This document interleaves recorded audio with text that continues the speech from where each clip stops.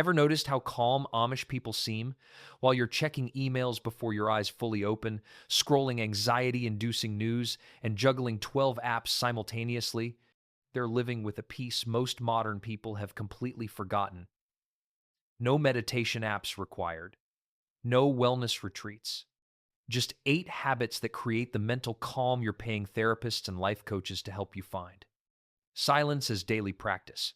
Amish homes have no television broadcasting, news disasters, and manufactured outrage. No radio playing aggressive advertising. No devices streaming content constantly. The silence isn't oppressive, it's refreshing. Meals happen with conversation or comfortable quiet, not background noise competing for attention. Work happens in silence or natural sounds, wind, birds, tools, not podcasts or playlists. Working without podcasts or music sounds boring to modern ears trained to fear silence. Yet this silence creates mental space that constant audio input eliminates. Your brain processes, experiences, sorts information, and generates insights during quiet moments. Fill those moments with content, and the processing never happens. You consume constantly but understand nothing deeply. Mental space silence allows actual thinking rather than just reacting. Without voices in your ears telling you what to think about everything, you discover what you actually think. Without algorithmic content filling every moment, you notice what naturally captures your attention. The silence isn't empty. It's full of space for your own thoughts rather than everyone else's. This doesn't mean Amish life is library quiet. Children play loudly, conversations happen, work creates noise, but the silence is baseline rather than rare exception. Modern people experience silence so rarely that when it occurs, it feels uncomfortable rather than natural. Relearning comfort with silence is relearning comfort with your own mind. Physical labor for mental peace. Amish work is almost entirely physical. Farming, carpentry, cooking from scratch, manual laundry, splitting wood activities that exhaust bodies while quieting minds. The work requires attention to physical tasks rather than mental rumination. Your mind can't spiral into anxiety about future uncertainties while your body is fully engaged, hauling hay or kneading bread. No gym anxiety about optimal workouts, proper form, or hitting fitness goals. Just natural movement integrated into daily survival. You don't need to find time for exercise when your lifestyle requires constant physical activity. The movement isn't separated into work and exercise. It's unified as physical life that builds both strength and mental peace. Physical exhaustion brings mental calm that no amount of meditation achieves for anxious minds that won't quiet. A body too tired to continue working is a mind too tired to continue spinning anxiety loops. The clean exhaustion of physical labor creates the deep sleep that modern people pay for supplements and sleep technologies to chase unsuccessfully. Connection between body and mind becomes obvious through physical work. Mental stress manifests as physical tension that physical labor releases. The proprioceptive feedback of lifting, pulling, pushing, and moving grounds you in present moment more effectively than mindfulness apps. Your body in motion pulls your mind from abstract anxiety into concrete, eating only homegrown food. Amish families know exactly where their food comes from because they grew, raised, or preserved it themselves. No ingredient lists with unpronounceable chemicals. No wondering about pesticides or processing. The carrots came from the garden, the chicken came from the coop, the bread came from flour ground from wheat grown in the back field. The direct connection to food sources creates trust and gratitude that grocery store shopping eliminates. Seasonal eating eliminates choice paralysis. You eat what's ready now, not everything from everywhere all year. Spring means asparagus and early greens. Summer brings tomatoes and corn. Fall offers squash and root vegetables. Winter uses preserved foods from previous seasons. The limitation creates appreciation rather than boredom. You wait all year for fresh corn, making it special rather than mundane background food. Meal preparation as mindfulness happens naturally when cooking requires actual work. Kneading bread, shelling peas, churning butter, these activities require attention and create meditation through repetition.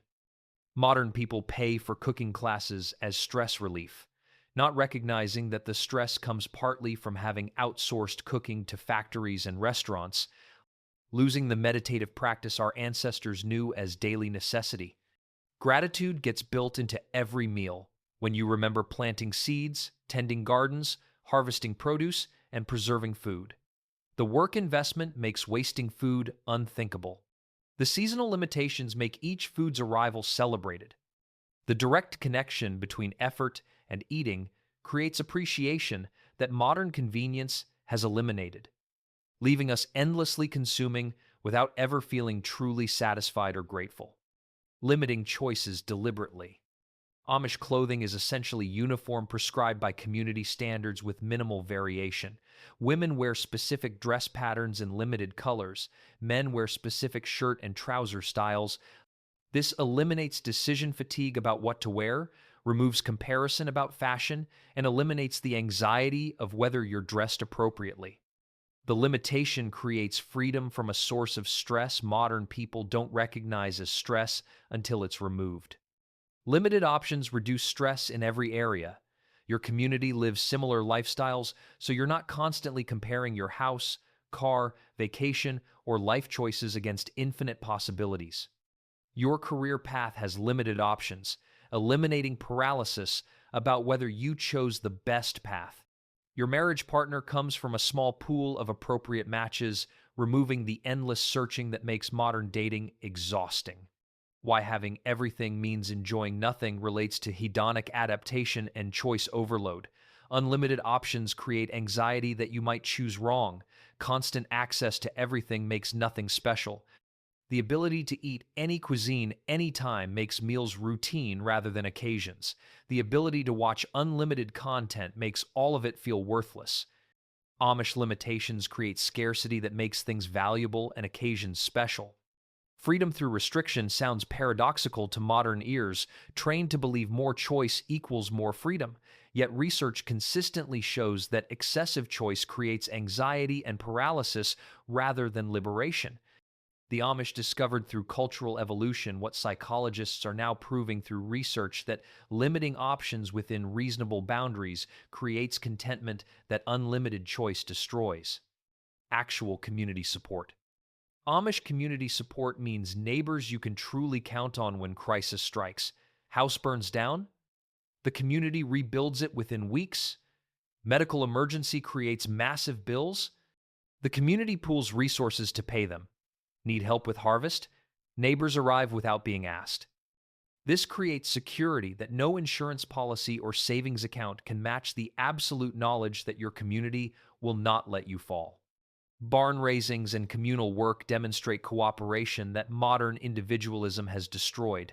Dozens or hundreds of community members gather for major projects, completing in days what would take individuals months. The work becomes social occasion rather than burden. The mutual obligation creates bonds that modern networking never approaches. These are people who will show up in the middle of the night if you need them. No social media, friends, just real ones who know your actual life rather than your curated image. Your community sees you at your worst and helps anyway. They know your failures and flaws and continue to include you. The relationships are based on proximity and obligation rather than shared interests or maintained only when convenient. This creates depth that modern voluntary relationships often lack. Help without asking happens because community members watch for needs rather than waiting for requests. A widow's woodpile stays full because neighbors split wood and stack it anonymously. A sick mother's children get cared for without her having to arrange childcare. The automatic support means you never face crisis alone, creating security that makes other hardships bearable. Slow, deliberate mornings. Amish mornings begin without phone checking, no scrolling, anxiety-inducing news before your eyes fully open, no email checking before you're awake enough to handle problems competently, no social media comparison before you've had time to establish your own mood. The morning starts with physical presence and actual tasks rather than digital overwhelm. Chores as a morning ritual create a purposeful start to the day. Feeding animals, milking cows, gathering eggs, these tasks must happen regardless of how you feel. The requirement pulls you from bed into action, creating momentum that carries through the day. The physical movement and purposeful activity prevent the morning paralysis that strikes modern people scrolling in bed, feeling overwhelmed before the day begins. Breakfast as family gathering brings everyone together before the day scatters them. The shared meal creates connection and communication. The routine provides stability and predictability. Children learn what to expect. Adults have structured time to coordinate daily plans. The simple act of eating together grounds the day in relationship rather than individual rushing. Starting day with purpose, not panic, comes from having clear priorities and limited distractions. Your morning involves concrete tasks with obvious purposes rather than endless digital demands competing for attention. The clarity eliminates the decision paralysis that modern mornings create when you wake to hundreds of notifications and unlimited options, none clearly more important than others. One day of complete rest. Sunday, as true Sabbath, means no work, not reduced work, not light work, but actual cessation of labor. No cooking beyond reheating prepared food, no business, no shopping, no productivity of any kind. The day exists solely for worship, family, rest, and reflection. Modern people claim they rest, but actually just shift from work tasks to personal tasks, never experiencing true cessation. No work, no exceptions, eliminates the constant negotiation about whether something needs doing. The rule is absolute, removing decision-making about whether this particular task qualifies as work or whether this particular Sunday justifies breaking the rule. The clarity eliminates the mental energy modern people expend, justifying why they have to work on their supposed days off. Boredom, as spiritual practice, sounds strange to modern ears, trained to fill every moment with stimulation. Yet boredom is where creativity and insight emerge. Your brain defaults to processing mode when not constantly fed new content. Memories get consolidated, problems get solved, insights emerge.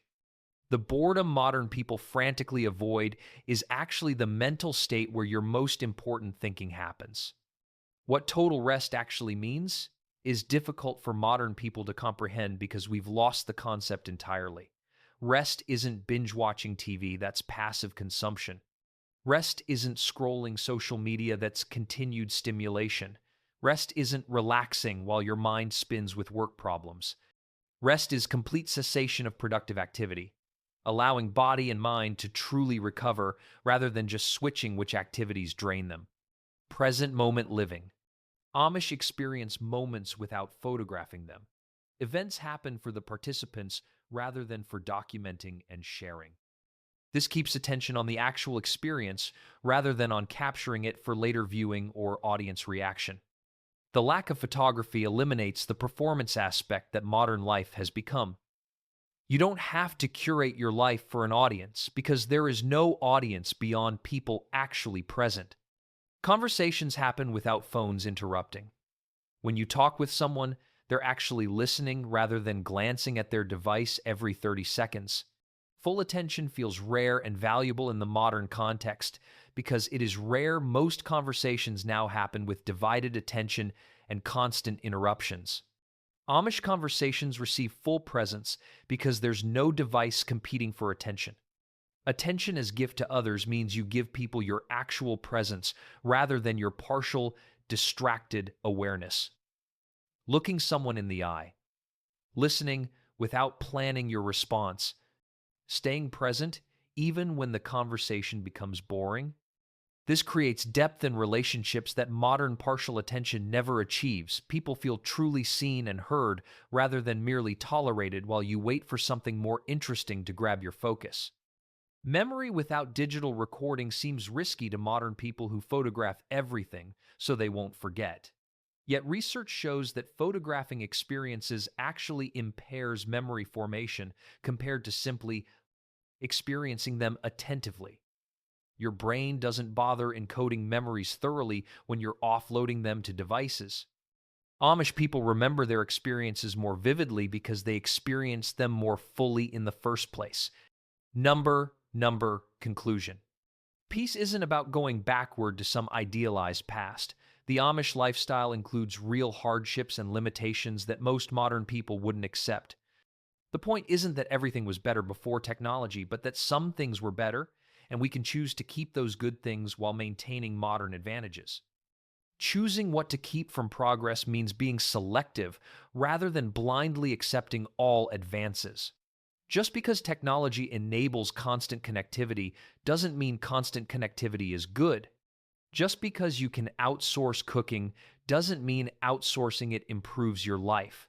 Just because unlimited choice is possible doesn't mean unlimited choice makes you happy. The Amish remind us that progress is optional and selective, not inevitable and total.